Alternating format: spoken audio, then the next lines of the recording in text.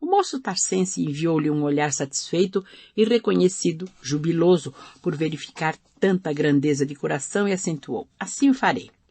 Nesse dia, desde muito cedo, o mais alto tribunal de Israel apresentava desusado movimento.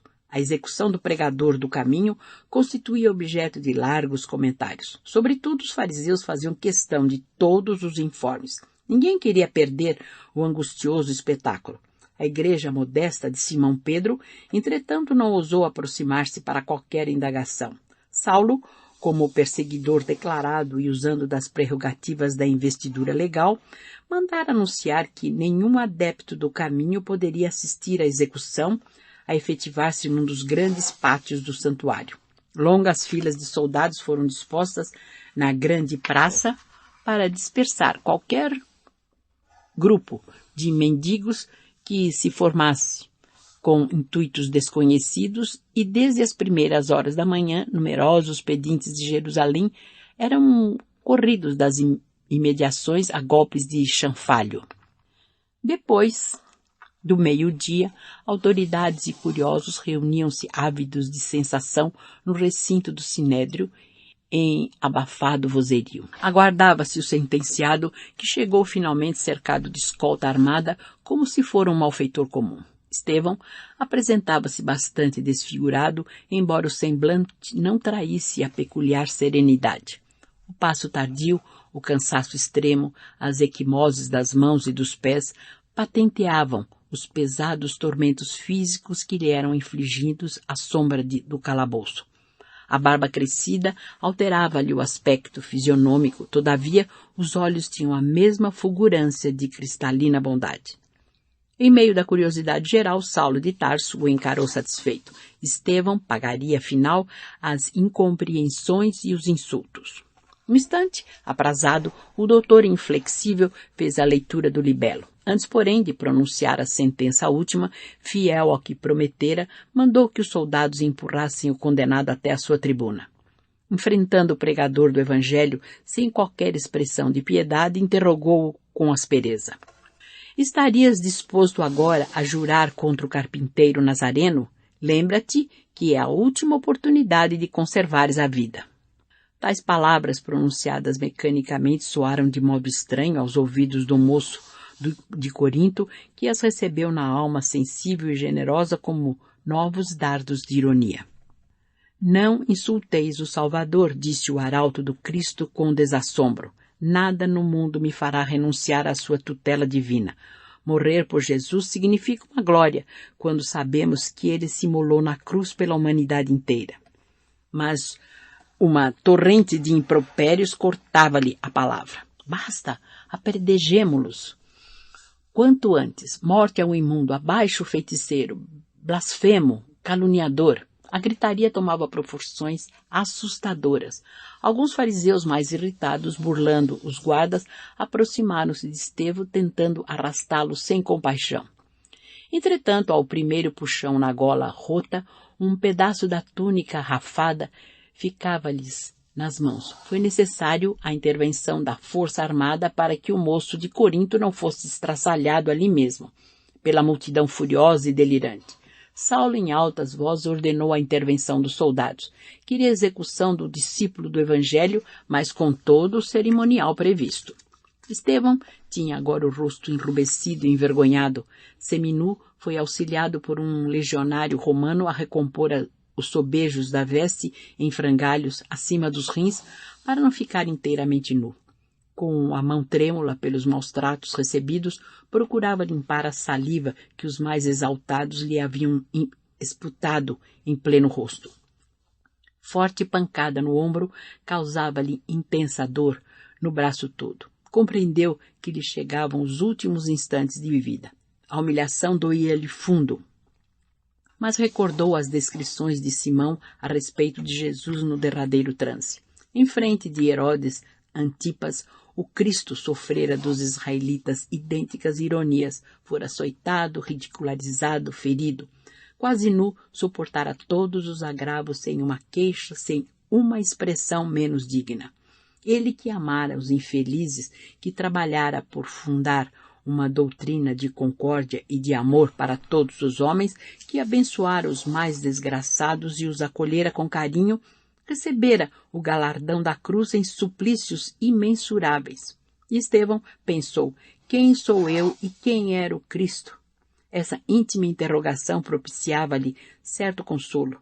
O príncipe da paz fora arrastado pelas ruas de Jerusalém sob o escárnio das maiores injúrias e era o Messias esperado, o ungido de Deus. Porque, sendo ele homem falível, portador de numerosas fraquezas, haveria de hesitar no momento do testemunho? E com o pranto a escorrer-lhe no rosto, lacerado, escutava a voz cariciosa do Messias no coração: todo aquele que desejar participar do meu reino, negue-se a si mesmo, tome a sua cruz e siga os meus passos. Era preciso negar-se para aceitar o sacrifício proveitoso. Ao fim de todos os martírios, deveria encontrar o amor glorioso de Jesus com a beleza da sua ternura imortal. O pregador, humilhado e ferido, recordou o passado de trabalhos e esperanças. Parecia-lhe rever a infância saudosa, na qual o zelo materno lhe incutira os fundamentos da fé confortadora. Depois as nobres aspirações da mocidade, a dedicação paterna, o amor da irmãzinha que as circunstâncias do destino lhe haviam arrebatado. Ao pensar em Abigail, experimentou certa angústia no coração. Agora que deveria enfrentar a morte, desejava revê-la para as últimas recomendações. Relembrou a derradeira noite em que haviam permutado tantas impressões de ternura, tantas promessas fraternais na lôbrega prisão de Corinto. Apesar dos movimentos renovadores da fé e de cujos trabalhos compartilhava ativamente em Jerusalém, jamais pudera esquecer o dever de procurá-la, fosse onde fosse, enquanto em derredor se multiplicavam impropérios no turbilhão de gritos e ameaças revoltantes. O sentenciado chorava com as suas recordações. Socorrendo-se das promessas do Cristo no Evangelho, experimentava brando alívio. A ideia de que a irmãzinha ficaria no mundo entregue a Jesus suavizava-lhe as angústias do coração.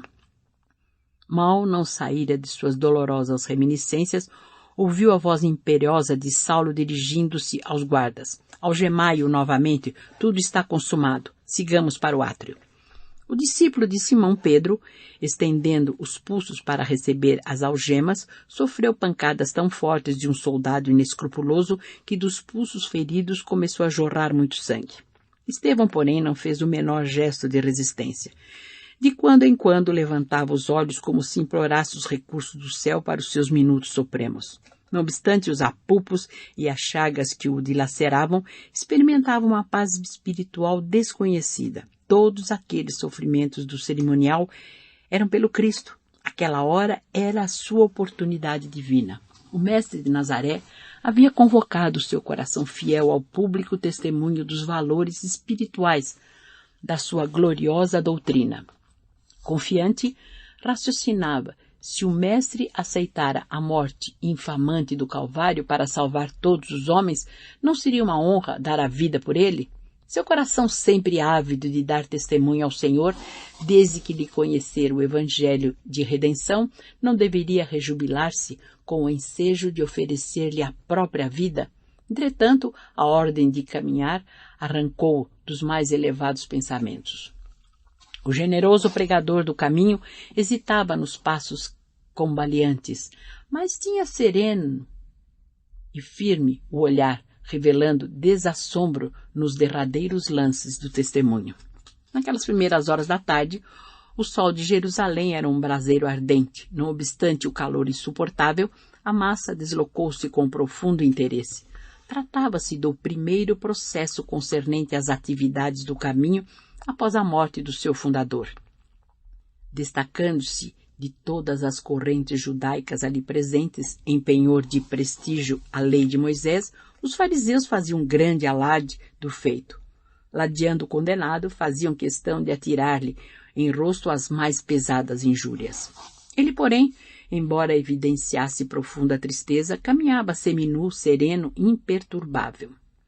A sala de reuniões do Sinédrio não distava muito do átrio do templo, onde se realizaria a macabra cerimônia. Apenas alguns metros e a caminhada terminava justamente no local onde se erguia o enorme altar dos holocaustos. Tudo estava preparado a caráter, como Saulo deixara perceber em seus propósitos. Ao fundo do pátio espaçoso, Estevão foi atado a um tronco para que o apedrejamento se efetuasse na hora precisa. Os executores seriam os representantes das diversas sinagogas da cidade, de vez que era função honrosa atribuída a quantos estivessem em condições de operar na defesa de Moisés e de seus princípios. Cada sinagoga indicara o seu delegado e, ao iniciar a cerimônia como chefe do movimento, Saulo recebia um por um junto da vítima, guardando nas mãos, de acordo com a pragmática, os mantos brilhantes enfeitados de púrpura. Mais uma ordem do moço tarcense e a execução começou entre gargalhadas. Cada verdugo mirava friamente o ponto preferido, esforçando-se para tirar maior partido. Risos gerais seguiam-se a cada golpe. Poupemos-lhe a cabeça, diziam dos mais exaltados, a fim de que o espetáculo não perca a intensidade e o interesse. Cada expressão do judaísmo acompanhava o verdugo indicado pelos maiorais da sinagoga, com atenção e entusiasmo aos berros de "morra o traidor, o feiticeiro". "Fere no coração em nome dos cilícios", exclamava alguém do meio da turba. "Separa-lhe a perna pelos idumeus", secundava outra voz imprudente. Mais ou menos afastado da turba, seguindo de perto os movimentos do condenado, Saulo de Tarso apreciava a vibração popular, satisfeito e confortado. De qualquer maneira, a morte do pregador do Cristo representava o seu primeiro grande triunfo na conquista das atenções de Jerusalém e de suas prestigiosas corporações políticas. Naquela hora em que focalizava tantas aclamações do povo de sua raça, orgulhava-se com a decisão que o levara a perseguir o caminho sem consideração e sem tréguas. Aquela tranquilidade de Estevão, no entanto, não deixava de o impressionar, bem no imo do coração voluntarioso e inflexível. Onde poderia ele aurir tal serenidade? Sob as pedras que o alvejavam, aqueles olhos encaravam os algozes sem pestanejar, sem revelar temor nem turbação. De fato, amarrado de joelhos ao tronco do suplício, o moço de Corinto guardava impressionante característica de paz nos olhos translúcidos, de onde as lágrimas silenciosas corriam abundantes. O peito descoberto era uma chaga sangrente. As vestes esfrangalhadas colavam-se ao corpo, empastadas de suor e sangue. O mártir do caminho sentia-se amparado por forças poderosas e intangíveis. A cada novo golpe sentia-se recrudescer os padecimentos infinitos que lhe azorravam o corpo macerado, mas no íntimo guardava a impressão de uma lenidade sublime. O coração batia descompassadamente, o tórax estava coberto de feridas profundas, as costelas fraturadas. Nesta hora suprema, recordava os mínimos laços de fé que o prendiam a uma vida mais alta. Lembrou todas as orações prediletas da infância. Fazia o possível por fixar na retina o quadro da morte do pai supliciado e incompreendido. Intimamente repetia o Salmo 23 de Davi, qual o fazia junto da irmã nas situações que pareciam insuportáveis. "O Senhor é meu pastor, nada me faltará". As expressões dos escritos sagrados, como as promessas do Cristo no Evangelho, estavam-lhe no âmago do coração. O corpo quebrantava-se-lhe no tormento, mas o espírito estava tranquilo e esperançoso. Agora tinha a impressão de que duas mãos cariciosas passavam de leve sobre as chagas doloridas, proporcionando-lhe branda sensação de alívio. Sem qualquer receio, percebeu que lhe havia chegado o suor da agonia. Dedicados amigos do plano espiritual rodeavam o mártir nos seus minutos supremos, no auge das dores físicas, como se houvesse transposto infinitos abismos de percepção. O moço de Corinto notou que alguma coisa se lhe havia rasgado na alma ansiosa. Seus olhos pareciam mergulhar em quadros gloriosos de outra vida. A legião de emissários de Jesus que o cercava carinhosamente figurou-se-lhe a corte celestial. No caminho de luz, desdobrado à sua frente, reconheceu que alguém se aproximava, abrindo-lhe os braços generosos. Pelas descrições que ouvira de Pedro, percebeu que contemplava o próprio mestre em todo resplendor